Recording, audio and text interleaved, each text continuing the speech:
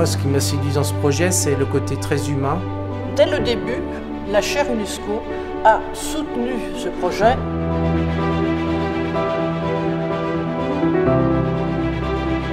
L'objectif est l'ouverture de la Cité de la gastronomie au deuxième semestre de 2019.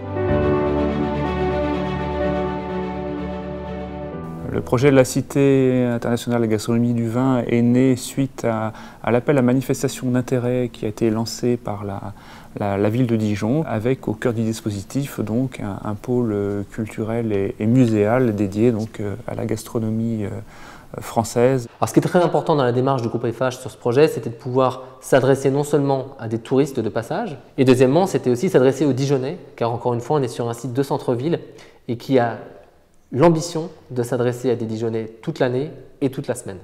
Nous reprenons en fait l'ancien hôpital de Dijon, les hospices de Dijon, au sein duquel nous logerons effectivement la Cité de la gastronomie, notamment son pôle culturel. Et au-delà effectivement de la rénovation des bâtiments anciens, donc sur les friches libérées, nous envisageons d'y réaliser un écoquartier d'un peu plus de 600 logements.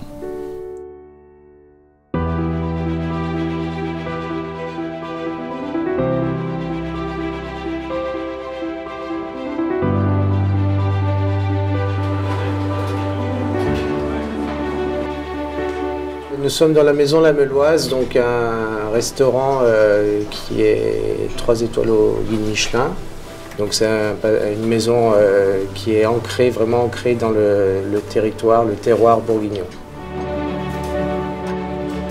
Les premières fois que j'ai rencontré toutes les personnes qui vont s'occuper de la Cité de la gastronomie, c'est un rapport humain avant tout. C'est une envie de bien faire les choses, c'est une envie de transmettre, donner un sens à la Cité de la gastronomie. Pour l'aspect culturel, l'aspect patrimonial, l'aspect académique, il faut que cette cité ait des animations de qualité, de façon à attirer les visiteurs qui ne soient pas seulement quelques Dijonnais ou même quelques Bourguignons.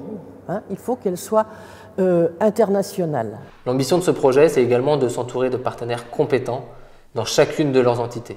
Les terroirs, le vin, la gastronomie, les expositions, les commerces, l'hôtellerie, les cinémas. Il faut qu'à un moment, il y ait des colloques, des conférences, des expositions, des initiations au vin, à la gastronomie. Et là, je fais confiance pour la gastronomie au grand chef, dont mon collègue qui est grand chef à La Meuloise. On dit la gastronomie, ça peut être les arts de la table, ça peut être aussi une école hôtelière, ça peut être plein de choses. Mais c'est donner des repères et donner envie au grand public. Moi, je vais amener ma vision de la cuisine, de la gastronomie et essayer d'amener une petite touche.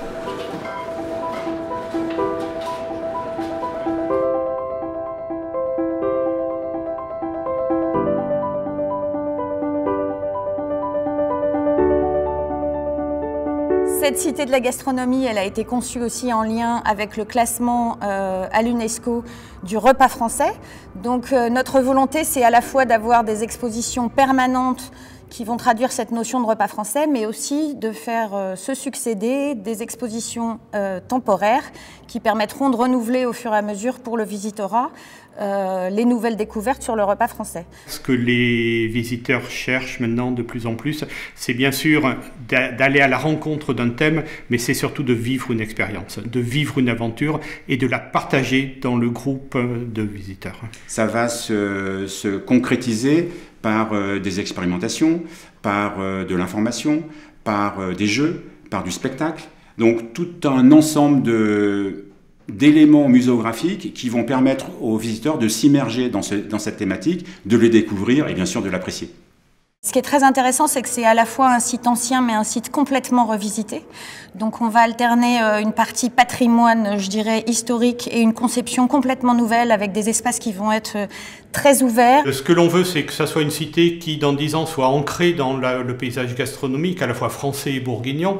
Mais surtout, ce qui est très important, c'est que ça soit un lieu où il se passe toujours quelque chose, et où les gens ont envie de venir et de revenir.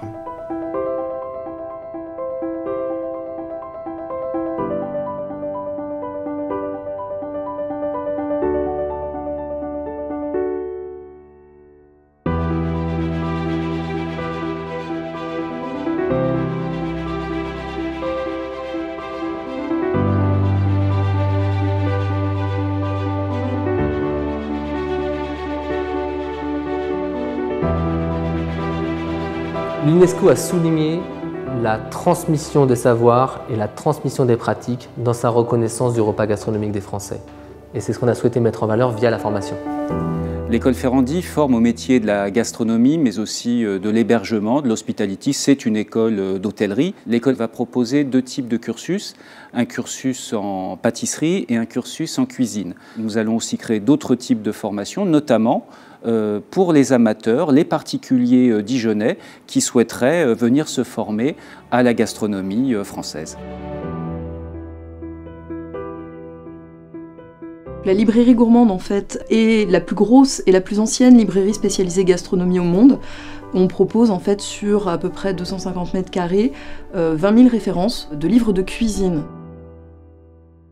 Lorsque les personnes en charge, en fait, de la Cité de la gastronomie de Dijon sont venues me voir, c'est vrai que j'ai tout de suite adhéré au projet. Ça me paraissait cohérent puisque Dijon est une très belle capitale gastronomique, que ce soit par les produits que l'on peut trouver en Bourgogne, par les chefs présents dans la région, bien évidemment, c'est quand même un berceau gastronomique français, et aussi par le vin, car il ne faut pas négliger que quand on parle de livres de cuisine, on parle aussi de livres d'œnologie. La présence qu'il va y avoir, c'est l'école des vins de Bourgogne, qui est une filiale du BIVB, et qui sert à la formation de tout un tas de personnes, des professionnels, des moins professionnels, des amateurs qui veulent découvrir le vin. Et la place importante à prendre, c'était celle-là. C'est de pouvoir apporter à la Cité de la gastronomie une école de formation sur le vin. Pour apprendre à découvrir le vin, on a besoin d'entendre des gens en parler. Et le simple fait de passer 1h30 à apprendre certaines choses permet de continuer d'entretenir après et puis de faire jouer son expérience, si on veut, puis de la partager avec d'autres. On a un vrai rôle pédagogique autour de la Cité de la gastronomie qui ne doit pas être un musée figé, mais qui doit être quelque chose de vivant, quelque chose d'interactif, et qui doit effectivement porter la gastronomie en dehors des cuisines des chefs. On ne va pas venir sur ce site que pour visiter la partie culturelle du site, mais aussi pour profiter des autres activités qui y seront présentées, que l'on soit un particulier, un touriste ou effectivement des entreprises dans le cadre de séminaires de travail. Pré-Village by CA est un espace d'open innovation dans lequel se rencontrent des startups, des grands groupes. Chacun coopère dans l'objectif de créer de la valeur. Nous avons travaillé avec des acteurs comme Vitagora, comme la Foodtech. Nous partageons la même feuille de route. Accompagner le développement des startups, favoriser l'émergence de nouveaux champions de l'agroalimentaire. Et bien évidemment, lorsque l'on parle agroalimentaire, la Cité de la gastronomie trouve tout son sens. Le futur hôtel de la Cité s'inscrit dans le projet global de la Cité internationale de la gastronomie et du vin, qui est un projet ambitieux, un projet international. Donc nous nous attachons bien évidemment à respecter les valeurs de la ville de Dijon sur l'éco-citoyenneté, sur la rencontre, sur le tourisme bien sûr, mais surtout sur le fait de pouvoir se rencontrer et se divertir dans un lieu convivial. La Cité de la gastronomie permet de restructurer les salles à réessai sur Dijon, puisque le de Vosges fermera, et que c'est l'exploitant de l'Eldorado qui exploitera la réessai à la Cité de la gastronomie. C'est un projet qui est novateur parce que sur un même lieu, dans 2 établissements différents, on va présenter tout le spectre du cinéma. Sur cet hôtel, nous avons travaillé avec Hilton, notre partenaire. Nous avons choisi la marque Curio by Hilton, qui est une marque qui correspond complètement à ce positionnement et à cette clientèle qui attend un lieu de vie qui soit relativement atypique. On a déjà une longue histoire avec les cinéphiles et les spectateurs de Dijon et on est très content de la continuer à la Cité internationale du vin et de la gastronomie avec l'implantation du Cinéduc. Dijon est une ville qui bouge énormément, qui a une visibilité internationale extrêmement intéressante et qui là se positionne d'un coup avec la Cité internationale de la gastronomie et du vin sur un positionnement de capitale de la Bourgogne.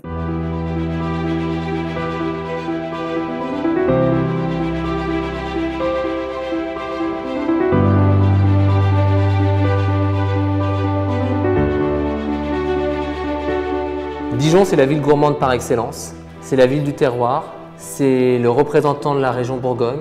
Dijon, c'est une évidence. La gastronomie, c'est un bon produit, bien cuit et bien assaisonné, et ça, tout le monde peut le faire à la maison. La convivialité, c'est la gastronomie et le vin. Il y a toutes les compétences dans notre région pour mener ce projet à bien.